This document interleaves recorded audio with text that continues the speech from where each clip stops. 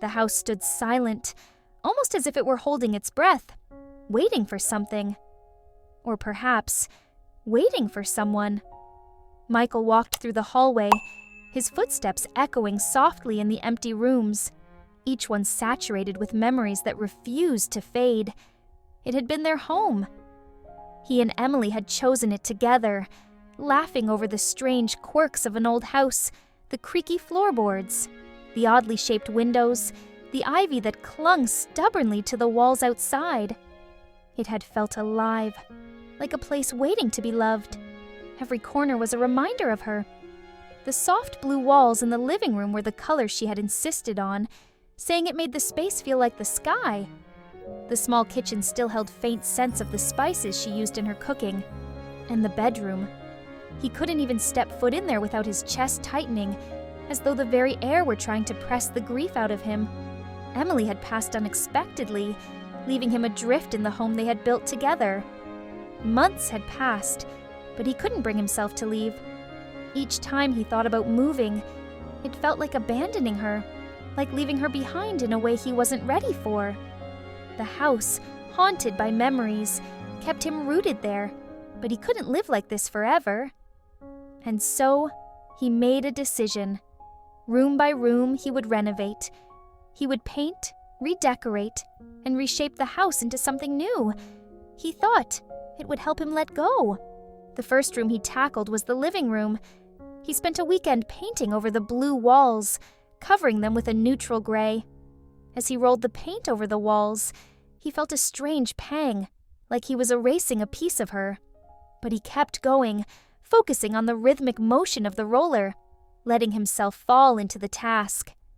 When the paint dried, he stood back, looking at the new color.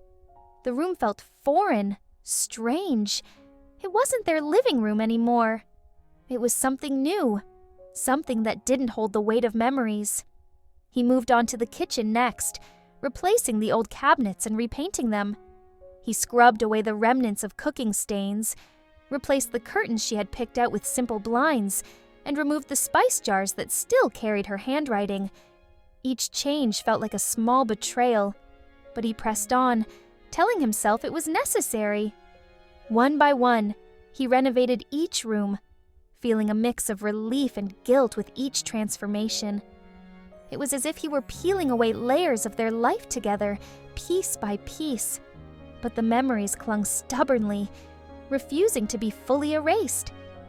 Sometimes, as he worked, he thought he heard her laugh, soft and distant, or caught a whiff of her favorite perfume lingering in the air. He would pause, heart pounding, only to find nothing but silence. Finally, the last room left was their bedroom. He hadn't touched it since she had gone, couldn't bring himself to disturb the traces of her that lingered there. Her favorite blanket was still folded at the foot of the bed, and her books were stacked neatly on the nightstand. It felt like a sacred space, one he didn't have the right to change. But he knew he had to. He couldn't move forward if he didn't let go.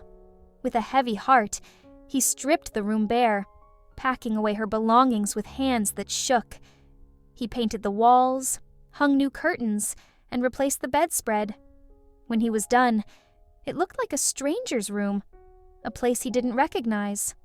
The warmth, the intimacy, the sense of belonging, it was all gone. He sat on the bed, feeling empty, staring at the walls that no longer held any trace of her. He had done it. He had erased their life together, turned their home into something unrecognizable. He had thought it would bring him peace, but now he just felt hollow. As he was about to leave the room, his hand brushed against a small indentation in the wall near the closet. Curious, he dug at it with his fingers, chipping away at the paint until he uncovered a small piece of folded paper hidden behind a loose bit of plaster. His heart skipped a beat as he carefully unfolded it, revealing her handwriting, delicate and familiar.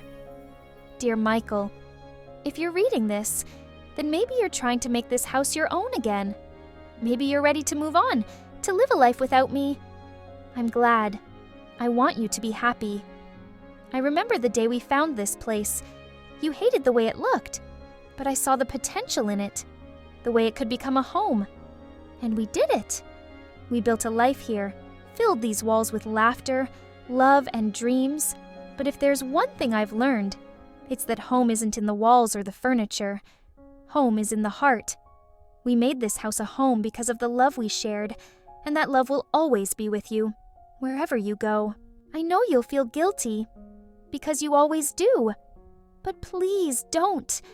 I want you to live, to find joy, to keep moving forward. Don't feel like you have to hold on to this place because of me. I will always be with you in every step you take. So paint the walls, change the rooms, make it yours again. Let this house hold new memories, new laughter, new dreams. I want you to be happy, Michael. That's all I ever wanted. Love, always and forever, Emily. He stared at the note, his hands trembling, tears blurring his vision.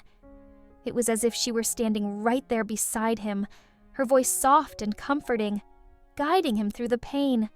She had known him so well, even in her absence, knowing he would struggle to let go.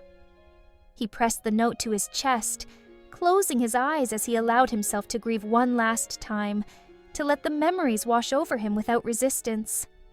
In that moment, he felt her presence so strongly, like a warm embrace, reassuring him that he wasn't alone.